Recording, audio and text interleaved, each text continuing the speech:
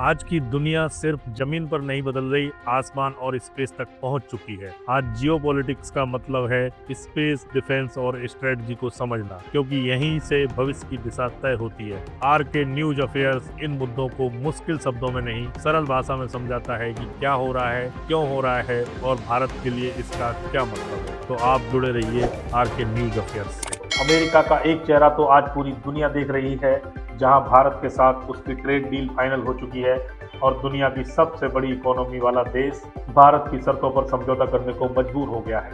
लेकिन जरा एक दिलचस्प सवाल सोचिए, जब अमेरिका पाकिस्तान को अरबों डॉलर का फंड देता है तो उसे आर्थिक मदद कहा जाता है। जब वही अमेरिका पाकिस्तान को F-16 के लिए मिसाइलें और हथियार देता है तो उसे सैन्य सहयोग बता दिया जाता है। और जब अमेरिका पाकिस्तान के साथ व्यापार करता है तो उसे एक नॉर्मल ट्रेड डील मान लिया जाता है। लेकिन जैसे ही भारत रूस के साथ कोई व्यापारिक समझौता करता है तो अचानक वही डील यूक्रेन युद्ध से जोड़ दी जाती है। क्यों? क्योंकि कुछ ताकतें चाहती हैं कि भारत अपने फैसले उनके हिसाब से करे, लेकिन शायद उन्हें यह अंदाजा नहीं था कि उनके सामने भारत के विदेश मंत्री डॉक्टर एस जयशंकर खड़े हैं। और इस मुद्दे पर जयशंकर साहब का रुख बेहद सख्त, साफ और बेबाक नजर आया।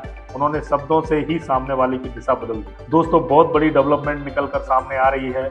इस वीडियो में हम पूरा मामला विस्तार से समझेंगे, इसलिए वीडियो को अंत तक जरूर देखिएगा। दरअसल इस कहानी का असली पेच यहीं से शुरू होता है। भारत ने कभी भी यूक्रेन युद्ध का समर्थन नहीं किया।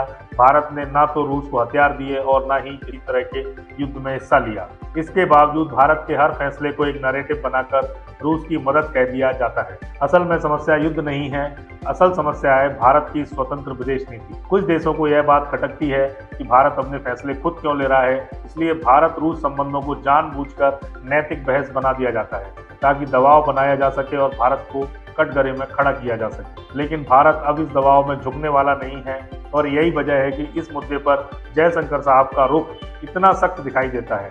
अब इस पूरे विवाद की जड़ को समझना बहुत जरूरी है। यह मामला सिर्फ भारत और रूस के व्यापार तक सीमित नहीं है, बल्कि इसे जानबूझकर यूक्रेन युद्ध से जोड़कर भारत को घेरने की कोशिश की जा रही है। इसी कड़ी में हाल ही में एक ऐसा बयान सामने आया है जिसने माहौल को और गर्म कर दिया है और यहीं से जयशंकर साहब को खुलकर जवाब देना पड़ा। दरअसल इटली की सेनेटर लुसिया एंजोलिना ने सार्वजनिक मंच से भारत पर सवाल खड़े किए। उन्होंने कहा कि भारत को रूस के साथ FTA और रुपए रूबल ट्रांजैक्शन जैसी डील नहीं करनी चाहिए। उनका दावा था ऐसा करना यूक्रेनी लोगों पर हो रहे अत्याचार के खिलाफ है। यानी भारत का एक व्यापारिक फैसला अचानक नैतिक अपराध बना दिया गया। यहीं से साफ हो गया कि यह बात सिर्फ युद्ध की नहीं है। हकीकत यह है कि भारत और रूस के बीच अब तक FTA साइन नहीं हुआ है और इसकी सबसे बड़ी वजह रही है अमेरिका और पश्चिमी देशों का दबाव। कभी काटसा जैसे कानून की धमकी दी गई तो कभी टैरिफ बढ़ाने की चेतावनी। नतीजा यह रहा कि ना भारतीय प्रोडक्ट रूस तक सही से पहुंचे और ना ही रूसी मार्केट भारत के लिए पूरी तरह खुल पाई। लेकिन अब हालत बदल रहे हैं। भारत और रूस ने 2030 तक करीब $100 अरब के व्यापार का लक्ष्य रखा है। इसके लिए FTA और रुपए रूबल पेमेंट सिस्टम बेहद जरूरी है ताकि डॉलर पर निर्भरता कम हो और प्रतिबंधों से राहत मिल सके। अगर ये समझौते होते हैं तो भारत को सीधा और बड़ा फायदा होगा। भारतीय दवाइयाँ, IT सेवाएं, चाय, कॉफी, ऑटो पार्ट्स और गारमेंट रूस में आसानी से मिलेंगे। वहीं रूस भारत को किफायती दामों पर कच्चा तेल, LNG गैस, उर्वरक, मशीनरी और हथियार देगा। यह एक साफ और सीधा व्यापारिक समीकरण है।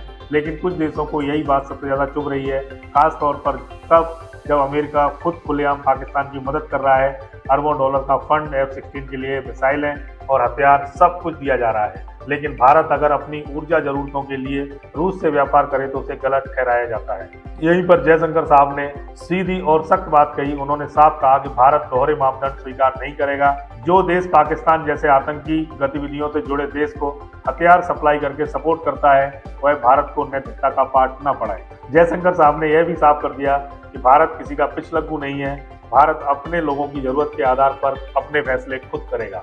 उन्होंने यह भी याद दिलाया कि पाकिस्तान पर खुद अंतर्राष्ट्रीय संस्थाओं की रिपोर्ट्स हैं। FATF, US स्टेट डिपार्टमेंट, यूरोपीय संस्थाएं सब ने माना है कि पाकिस्तान में आतंकियों को समर्थन मिलता है। इसके बावजूद अमेरिका अपने फायदे के लिए उसके साथ खड़ा रहता है और भारत को लोकतंत्र का दुश्मन बताया जाता है। इसलिए आज भारत साफ शब्दों में कह रहा है कि भारत अमेरिका का नौकर नहीं है। भारत एक संप्रभु राष्ट्र है और अपने व्यापारिक और रणनीतिक फैसले खुद करेगा, चाहे किसी को पसंद आए या ना।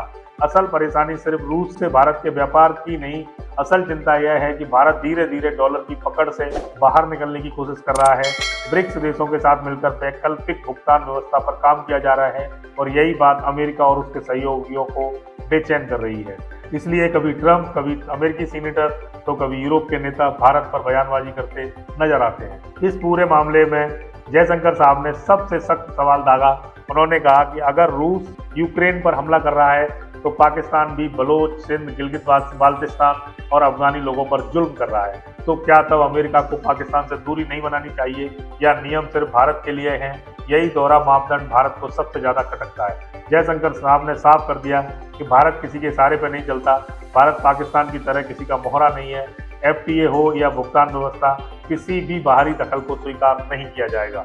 हालांकि यह भी सच है, कभी कभी मजबूरी में भारत को अमेरिका जैसे सुपर पावर के दबाव में कुछ फैसले लेने पड़ते हैं, लेकिन अगर अमेरिका यह सोचता है कि वह भारत रूस के व्यापार को पूरी तरह रोक सकता है तो यह उसकी बहुत बड़ी भूल होगी, क्योंकि आज भारत रूस का बायलैटरल ट्रेड $68 बिलियन पार कर चुका है और 2030 तक $100 बिलियन तक पहुंचने वाला है। बाकी अपनी राय नीचे कमेंट में जरूर बताइए।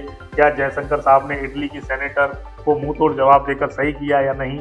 वीडियो पसंद आया हो तो लाइक करें, अपने दोस्तों के साथ शेयर करें और ऐसे ही नॉलेजफुल वीडियो के लिए चैनल को सब्सक्राइब करके बेल आइकन को ऑल पर जरूर कर लें। अगर आप खबरों से आगे जाकर रणनीति को समझना चाहते हैं, अगर आप जानना चाहते हैं कि स्पेस, डिफेंस और ग्लोबल पावर भविष्य को कैसे आकार दे रहे हैं, तो आर्क के न्यूज अफेयर्स से जुड़िए। इस वीडियो को लाइक कीजिए, चैनल को सब्सक्राइब कीजिए और बेल नोटिफिकेशन ऑन रखिए, क्योंकि यहाँ शोर नहीं, स्पष्ट सोच मिलती है। आपका एक सपोर्ट हमें वह आजादी देता है जहाँ विश्लेषण डेटा से चलता है, डर से नहीं। आर्क के न्यूज अफेयर मतलब where strategy meets reality. Thank you दोस्तों।